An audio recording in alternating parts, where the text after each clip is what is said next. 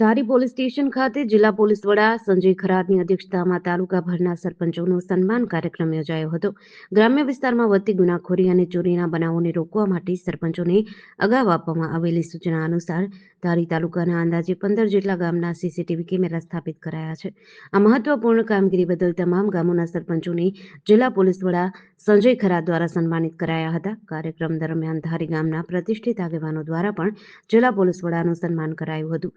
CCTV કેમેરાની જરૂરિયાત અંગે પ્રશ્ન પૂછતા જિલ્લા પોલીસ વડાએ જણાવ્યું હતું કે થોડા મહિનાઓ પહેલા જ વડિયા તાલુકામાં બનેલી ડબલ મર્ડરની ઘટનામાં પોલીસે ઝડપભેર આરોપીઓને ઝડપી પાડ્યા.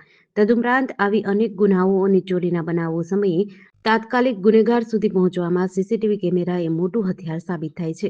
તેમણે અન્ય ગામોના સરપંચોને પણ વહેલી તકે ગામોમાં સીસીટીવી સિસ્ટમ સ્થાપિત કરવાનો અનુરોધ કર્યો હતો.